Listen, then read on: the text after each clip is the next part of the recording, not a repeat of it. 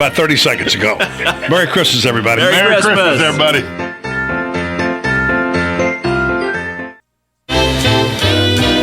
On Monday, December 21st, we called Toady Fibbits. He was one of our 2 big screen TV winners at the WOCA Christmas giveaway, and this is what it sounded like when we called him. Is this Toady Fibbits? Yes, sir. Toady Fibbits, this is Larry Whitler. And Robin McBlain. And you're talking to us at WOCA The Source. You already know the good news, right? Yes, sir. Yes, sir. I just got the Facebook message. I'm very excited. You got a big TV here. 58-inch RCA HD TV. Hope you have a truck. Yes, I'm going to have to make a little bit of room because my truck's a little messy in the back, but I'm very excited. Toady, from all of us here at WOCA The Source, congratulations and Merry Christmas. WOCA is the best station in the entire universe. Thank you very much. Thank you. Yay! Congratulations. Merry Christmas. Ocala's information station, 1370 WOCA. Ocala!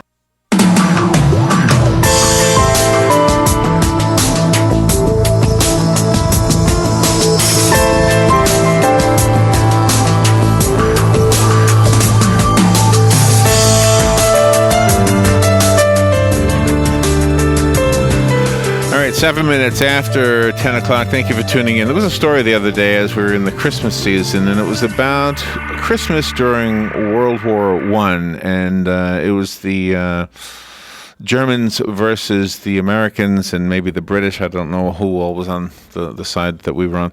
I know there was the Germans, though, and us. And anyway, so it was Christmas, and the two sides decided, let's just not fight. We're just going to ignore what our governments are wanting, and they both agreed. And they apparently played cards. They ate. So the people that have been the two sides in a war that have been fighting each other, shooting at each other, decided to just take a break and stop it, and maybe just get to know each other a little bit. When you think about that, that's 1917 or something like that. Forgive me for not knowing my history completely perfectly on World War I. My grandfather was in that war, by the way. And anyway, so the age of those soldiers, 17, 18, in other words, they were kids. Yeah. They were kids. When you think of the world today, you think of the kids on Facebook, for example, who are living in countries that we're considering enemy countries, like Syria or Iran, right? Right. And the kids who live there, who are communicating with the kids here, are just kids. They're not so indoctrinated by the things that we are looking at from their government's perspective. And in fact, the kids here are not necessarily indoctrinated by our own government. Right. I don't know what happens as we get older, because when we were that age, Robin, we were that idealistic as well. Why fight? Let's make love, not war, and all that stuff. Our next guest has an interesting topic he wants to talk about. It's 4 ways that young people can get involved to communicate their thoughts to political decision makers and can participate electorally, perhaps for a better, more peaceful world. I added those words myself. Jonathan Bannon, Maher, is our guest. He's written the book, The Destiny of Humanity. Before we say good morning to him, listen to this. He writes network intrusion detection and prevention software for the Pentagon. That is cool. He writes investment management algorithms. He works on startups. In 2012, at the age of 29, he ran for the U.S. Senate. He happens to be a songwriter. Obviously, both sides of his brain are working. He's probably tapping his fingers saying, when are you going to talk to me? It's a long intro.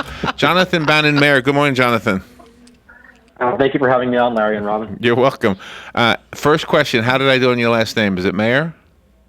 Thank you for asking. It's Maher. Maher, Bill okay. Maher, the political commentator, M-A-R, All right. the pronunciation. All right, thank you for correcting me. And the other question that has nothing to do with anything, I'm just curious, where are you? Where are you calling from? In New Jersey, just outside of New York City. Oh, okay. I actually saw that you were originally from Long Island, which is where my father is from. Oh, is that right? Yes, that's where I grew up, was Long Island. Well, thank you for being on the air with us. And I don't know that what I said connects with exactly what you wanted to say, but it sounds like it. Well, one correction and one addition. I'm actually not writing software network security anymore. Okay. I couldn't got some new confidentiality agreements, and I wasn't willing to sign them, so I'm not doing that. Okay. And yes, the general topic was the 4 ways that young people can impact the world, but I'm open to discussing whatever else it is that you'd like. Well, and okay, so I'm 60. So when I was your age, about I guess, I mean, my generation was writing protest songs to protest the wars and things like that. So I guess our way of doing it was to pick up a 6-string guitar and write songs. It seemed to be. Well, yeah. That certainly brings people together and can aggregate activists and get together and make an impact that way. Yeah. I liked your earlier story, and the mention that it's almost always kids fighting the wars, and it's adults making the decisions right as to who it is we're going to be fighting with this decade. Yes, and which is why it's so important to have honest and competent people participating in government. And too often, most officials don't qualify in either area. So. But the argument to that, Jonathan, not to argue with you, I just met you. I'm not arguing, but I mean, you need a strong defense, and basically the young people are stronger than the old people, and you can't negotiate with unreasonable people. If there are unreasonable people wanting to attack you, you can't get out of it with talking. You sort of have to have force. It's almost a sad but true thing. If our leaders could be improved, and we could improve their leaders, then I think we'd do something. And isn't that what happened after World War II with Japan and Germany? They all said, oh, you know what, we can get along. I don't know. Sure. Well, if we come to a common understanding that we have more similarities than differences, then certainly it's easier to get along. And it really depends on who we're fighting with. For example, our current adversary, I suppose, is the Islamic State, who is a strong proponent of the fundamentals of Islam, and it's different from our previous most substantial enemy, which was Russia, back in the, I suppose, 60s, and they weren't married to a religious ideology. So this conflict is different from our previous largest conflict. And I think that if people believe that they're fighting for the word of God, it makes them more unreasonable than people who might be fighting for economic reasons. That's very astute. I'm sure you're right on that. Yeah, if they're fighting for land or oil or something like you can negotiate over, then absolutely that's got to be. I mean, you would think that would be true. But if you're fighting because you believe that God wants you to do that, then there's no negotiating. How do you convince somebody that they're probably wrong? How do you do that? Exactly. Yeah. Yeah. You can't, because I've had conversations with these people before, and they say that I'm wrong because it's the word of God that they're fighting for, or not the people that I've had conversations with weren't actually involved in any fighting, but they were supporting that viewpoint. So tell me about the book, The Destiny of Humanity. That's an interesting title. We didn't get a copy of the book. I apologize. Oh, you didn't? Oh. Well, it covers the full spectrum of areas where governments could legislate or provide support. So education, governance, poverty, trade, space exploration, innovation, and it's also available as a free download on my website. I don't know if you... What is your website? Should have gotten you a hard copy. JonathanMaher.com. JonathanMaher. Okay. .com. So, going back to I suppose the original topic of discussion, which was intended to be the ways young people could impact the world, and what you brought up before about previously getting together and sharing ideas and writing songs. I think the top way young people could impact the world is to identify issues that they're passionate about, research them thoroughly, and synthesize their research into written form and distribute it to decision makers, legislators, Well, the word is a powerful thing. What's the expression? The pen is mightier than the sword. Yes. Again, overwhelmingly true. As long as you can, negotiate with those who are not negotiable. Not negotiate. Jonathan, hold on a second. We got to take a little break. Jonathan Bannon Maher is our guest. His book is called The Destiny of Humanity. Obviously, a deep thinker and a talented guy. Gosh, well, you've got both sides of your brains working. Yeah, that's both sides of your brain. wonderful. We'll be right back. Thanks.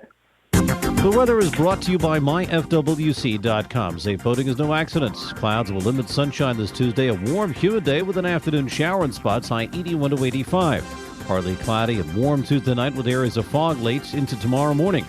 In the overnight, those 68 to 72. Later Wednesday, clouds and some sunshine, a warm high 83 to 87. Thursday, Christmas Eve, partial sunshine, warm and humid high 82 to 86. From the Florida Weather Center, I'm meteorologist Joe Lundberg. Here's what you may have missed on the John Tesh Radio Show. So how can watching a scary film make you happier? When the scary, heart-pounding moments end, we get a surge of feel-good chemicals, which can leave us feeling happy long after the movie is over.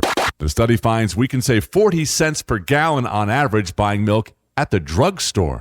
The first step in breaking a hair-pulling habit is to simply be aware of it, because most nervous habits are done unconsciously. Intelligence for your life on the John Tesh Radio Show. Don't miss this stuff. Hi, this is Brad. I want to take a moment to talk about a serious issue. In the next 5 years, the aviation industry is projected to have a shortage of commercial pilots. Now is the time to start training. Ocala Flying Club has started a scholarship for the youth of Marion County ages 17 to 24. The club will donate up to $4,000 towards a pilot's license. This will help get the student on their way to obtaining their commercial pilot license. If this sounds like something you would be interested in, or if you know someone that would be, please contact Ocala Aviation Services, 861-7484.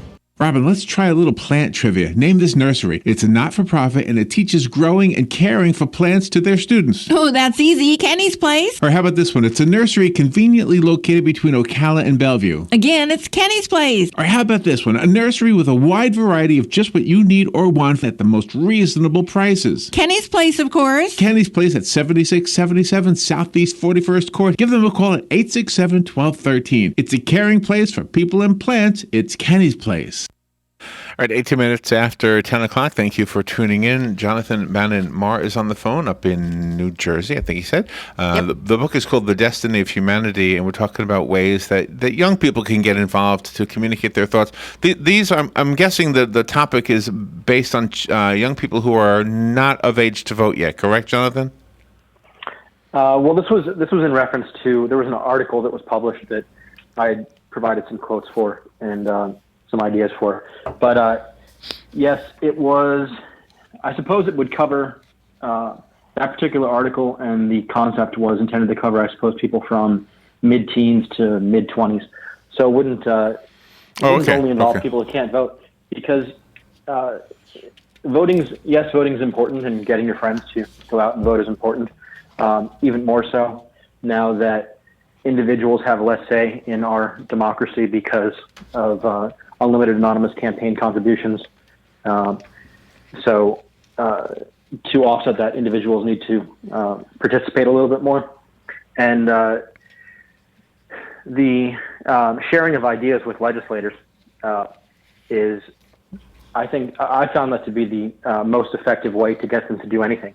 If you can provide them the knowledge and inspiration on a topic that they need to take action, that's when they're most likely to do it. So, and what's nice about young people is that when they do formulate opinions and solutions to the issues that are going on, they do it for the betterment of everybody involved. They don't do it like the politicians do it and split everyone into groups like individual religious groups, individual race groups, people that have money, people that don't have money, because ultimately the decisions affect everybody and not just a particular group. That is a good point. The people who are younger that are advocating for issues have to live with the results for the next 50 years or however long it is that they live.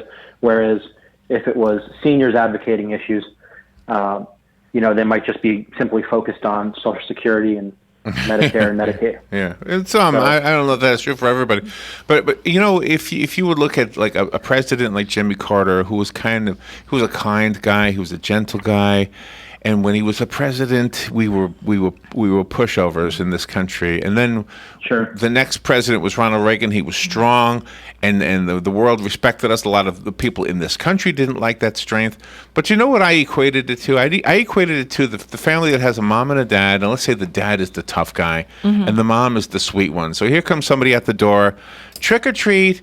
So if it's a harmless trick or treater, a mom is going to go, "Oh, you look so cute. Here's some candy."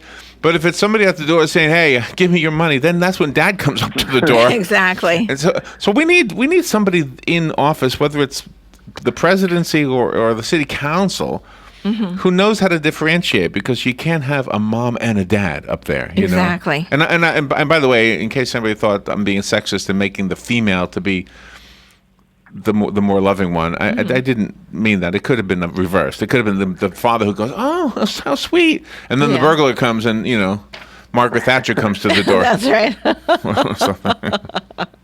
I don't know. Sure, definitely need intelligence and strength in one leader, ideally, and there are different ways to deal with different people, and I suppose I'm opposed to large-scale wars because there are more effective sort of surgical and precise means to deal with the negative types of people that you're talking about. So I guess I see the value in both Carter and Reagan. And ideally what you want is both of those in one person. Well, and that surgical reference is more true today than it ever was. We haven't been able to do like we can. And again, when you have that kind of power, you really have to have responsible hands. And gosh, it's not an easy decision to figure out who you want to be in charge of that. Our founding fathers were incredibly brilliant when they decided we were not going to have a king. We were going to have a government that was made up of three bodies, and Congress represents the two, and then the president, who presides over it, not dictates over it. So you're really not supposed to get anything done unless they're all in on it, and of course that's sometimes impossible to accomplish. I believe George Washington was actually offered the appointment of king. Yeah, I think he but was. he had turned it down to form the judicial, legislative, and executive branches. Yeah. Part of one of your quotes is, "No one responds to communications they don't receive." Sometimes the people in general feel overwhelmed. They'll say, "Well, I want to write this letter, but nobody's going to see it. A secretary's going to get it. I'll get a form letter back. What kind of difference will it make?" But you take the opposite view. Absolutely. And that's why broad distribution is really important, because it's almost impossible to know who's going to respond to it, and you can't even guarantee that the intended recipient is ever going to receive it. So when I have done things in the past, I've made the distribution list as large as possible. Well, and it's really surprised me who has and hasn't responded. The Occupy Wall Street movement was a great example of that, because the message, and while we can make fun of some of the participants of that, and I'll tell you where that comes from, because we did this, I wanted to know for real, okay, what do you guys want? And when you would get somebody just at random out of the group, they often didn't know how to articulate it. But the message I think that they were trying to send was heard, whether you agreed with it or not. It was heard because of the large numbers of people participating in it. It's just that if you wanted to get to the bottom of what the message was, you had to have a spokesperson. You couldn't just pick somebody at random, because they were kind of in the dark themselves, you know. And yeah, absolutely. One of the problems that I found with almost everyone that I've ever come in contact with who's passionate about a particular issue is that the only people they try to persuade to their side are the people who are already on their side. So, you know, they get together and they talk, and they're that right there. That's why you would be a good senator, because that's exactly what we want in the Senate and in the Congress in general, is somebody who says, you know what, I'm going to sit down and have coffee with the guy who disagrees with me. Yeah, I don't. It's so incredibly rare that anyone is I don't even know that people think to do that. Maybe they do and they just don't. But I'm fine if someone wants to argue it out. Oh, I love what you're saying right there, because I think that's the key to everything. That to me is the key to everything. And I think, going to Reagan again, I think he was considered the great communicator because he did that. Yeah. And if I were Obama, I would sit down with the people who totally disagree with me and say, "Come on, let's go play golf or something. Let's talk about this."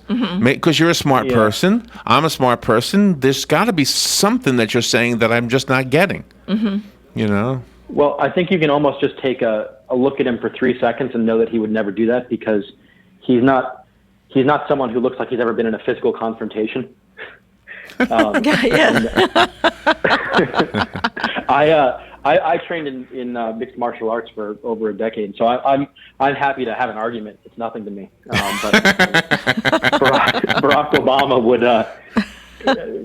go in there without his security to talk to a Republican senator. I just think, too, that the attitudes of the people that are elected need to change, because you're running for your own party and then you get elected, but not everybody in your party votes for you, and not everybody in the other party doesn't vote for you. So once you're elected into office, you need to drop that party affiliation and just go after the good for the people instead of still siding with your party once you're elected. Yeah, totally agree.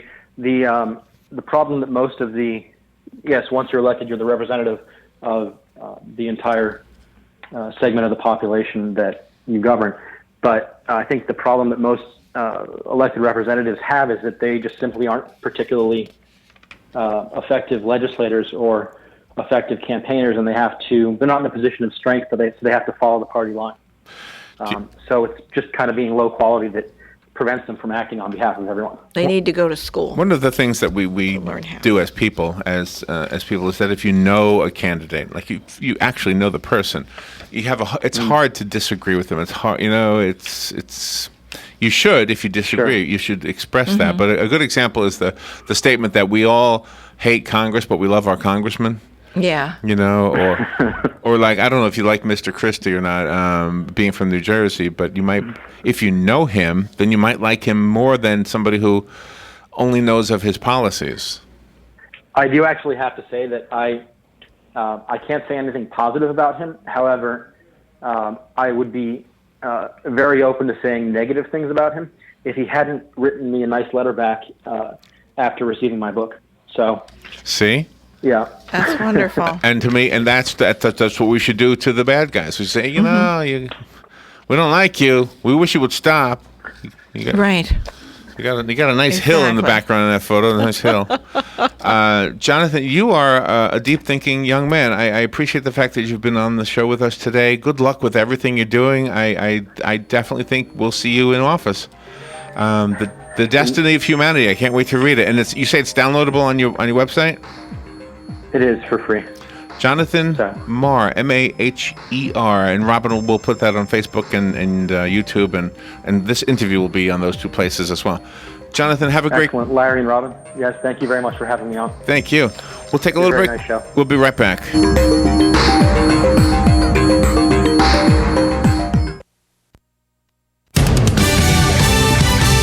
Fox News Radio, I'm Lillian Wu. Bo Bergdahl, the soldier held for 5 years by the Taliban in Afghanistan after leaving his post, going before a military judge at Fort Bragg in North Carolina. Bergdahl faces what's called a general court-martial. This is essentially a military court that's reserved for the most serious of offenses. If convicted of desertion, Bergdahl could face up to 5 years in prison, and if convicted of misbehavior before the enemy, he could get life in prison. Fox's Jonathan